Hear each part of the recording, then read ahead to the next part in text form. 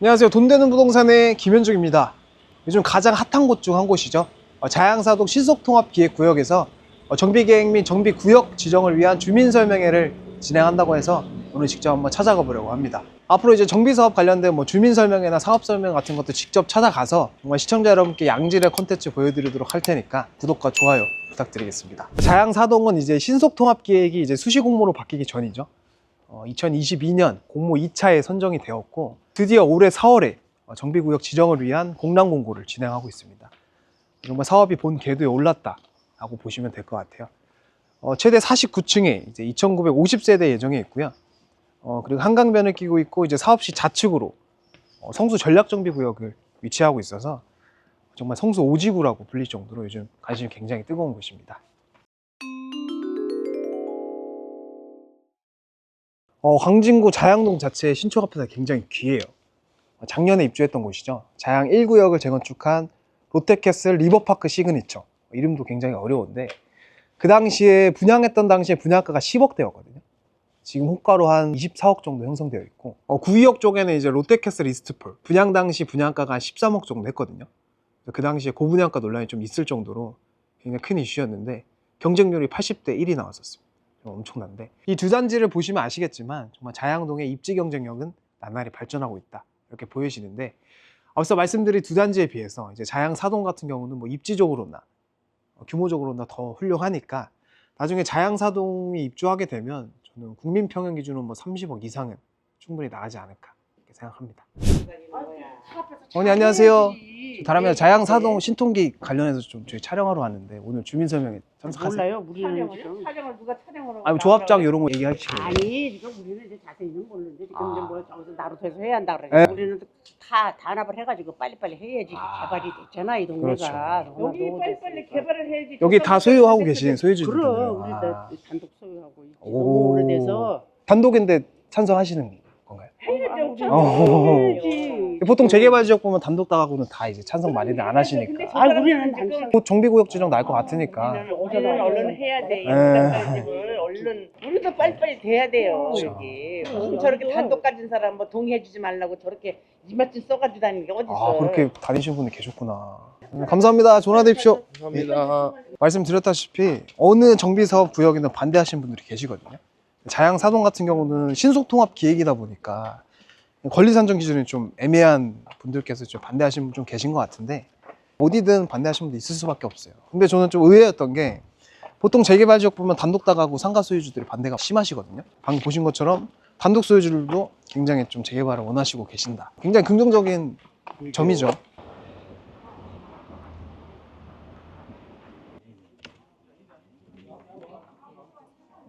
자양사동 신속통합기획 주민설명회 참석 자리에 왔습니다.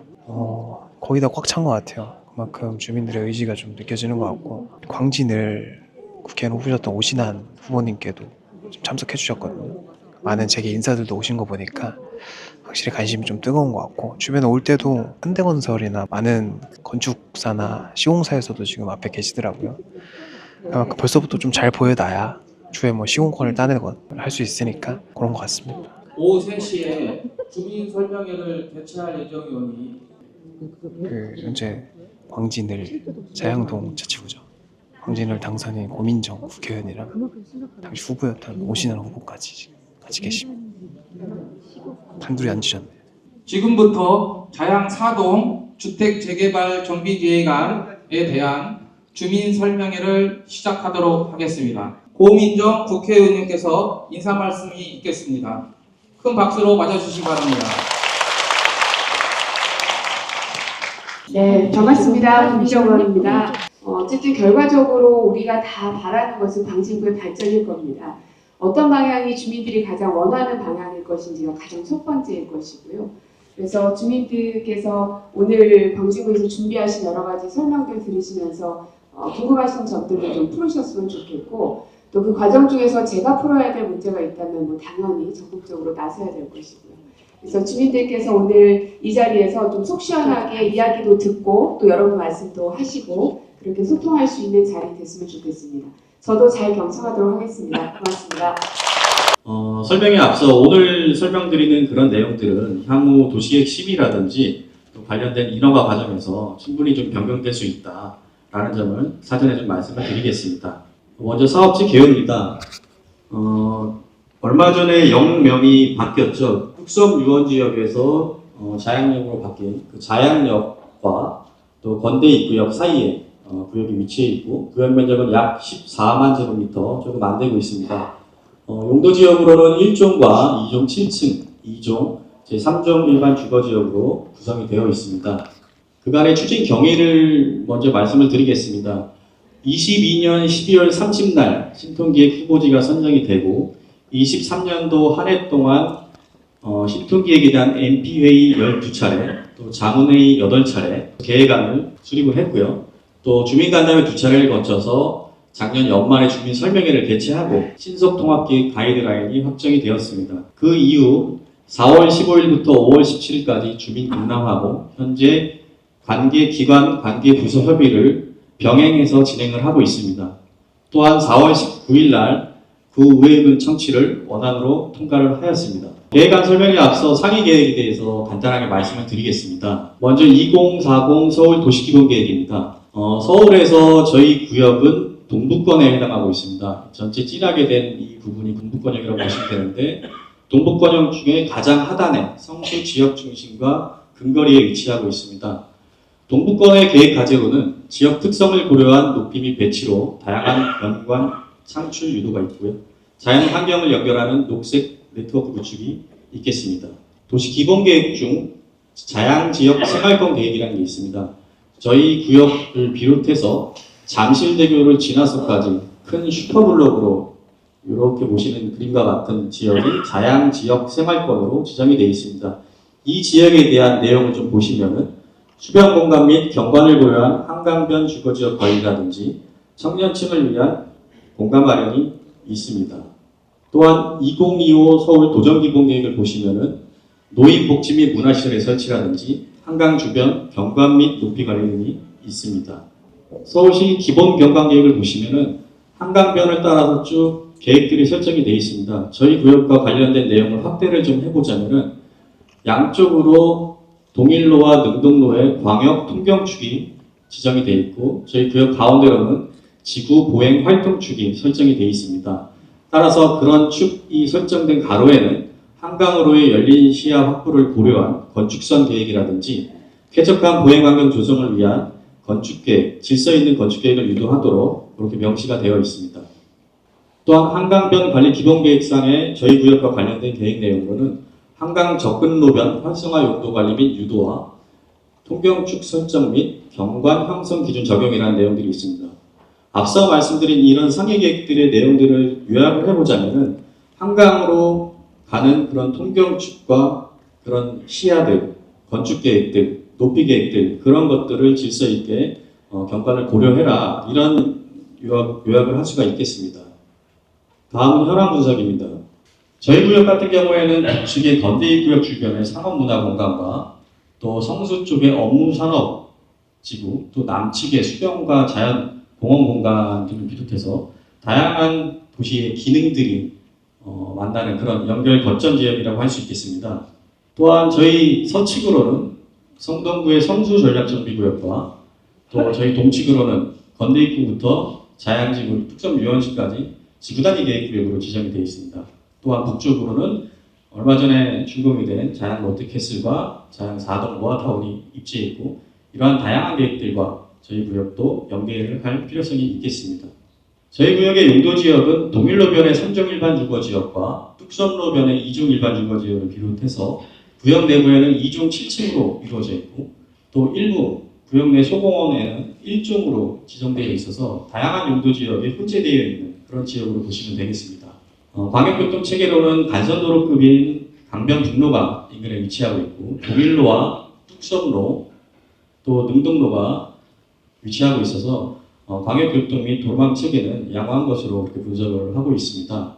또한 대중교통도 마찬가지로 자양역과 건대입구역을 이용할 수가 있고 주변에 버스 정류장들이 다수 분포해 있는 것을 볼 수가 있습니다. 투자 상담은 02-749-6301 나를 위해 내 자녀를 위해 바로 전화주세요. 현황 부분을 종합해 보자면은 정비구역 재개발구역 지정 요건인 필수 요건인 노후도 60호 이상이 88.5%, 또 구역 면적은 10,000제곱미터 이상으로서 필수 요건은 두 가지를 다 만족하고 있고요. 선택 요건은 노후도 연면적 기준으로 해서 60% 이상이 76.9%, 또 노호수 밀도 같은 경우는 60호 이상이 69호 정도로 재개발 정비구역 지정 요건에는 만족을 하고 있습니다. 다음으로는 정비계획 수립 및 정비구역 지정안입니다. 구역 경계는 동일로와 뚝섬로 경계, 또 나머지 이면도로 경계로 구역이 설정되어 있고, 얼마 전에 근래에 신축된 이 신축 빌라 부지는 빠져 있습니다. 그래서 구역 면적은 13만 9,130제곱미터로 현재 진행을 하고 있습니다. 용도지역은 앞서 말씀드린 바와 같이 다양한 용도지역이 혼재되어 있는데, 그런 용도지역을 공동주택이 들어갈 획지는 3종, 또 공원 등 기반시설이 들어가게 될 부지는 2종 7층과 2종으로 계획을 하고 있습니다. 그래서 3종 일반 주거지역 같은 경우는 기존 17,000 정도에서 약 10만 제곱미터가 증가한 11만 7천 제곱미터로서 저희 구역의 84% 정도 변경을 하고 있다고 보시면 될 것 같고, 도시계획 시설 같은 경우는 기존에 구역 내 산재되어 있는 도로와 공원들을 계획적으로 정비하는 상황이 되겠습니다. 토지용 계획안입니다. 토지용 계획은 도로, 공원, 공공청사, 그다음 종교용지 순으로 말씀을 드리겠습니다. 먼저 도로 같은 경우에는 동일로변에는 1m 확폭을 통해서 보도등을 정비하는 계획을 수립하고 있고, 뚝섬로 같은 경우에는 7에서 9m 확폭을 통해서 기존 왕복 4차로에서 왕복 6차로까지 확장하는 계획으로 성수지구와 6차로 정합성을 유지한 사항이 되겠습니다.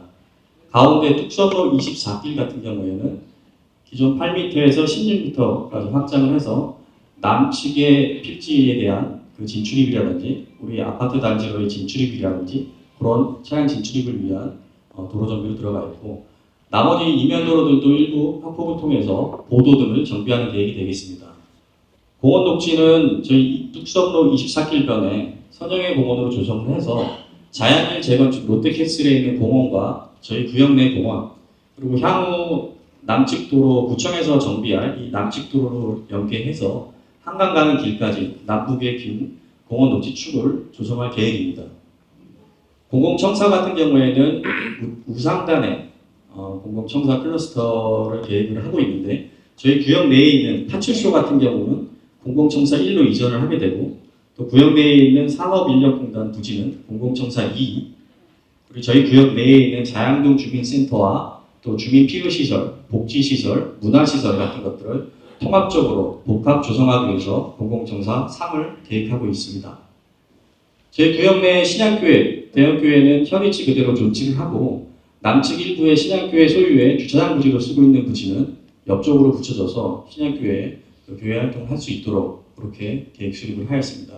따라서 정비 기반 시설은 총 29,966제곱미터로 약 21% 정도 되고요. 아파트를 짓는 아파트 획지는 10만 7천 제곱미터로서 77% 정도에 해당하고 있습니다.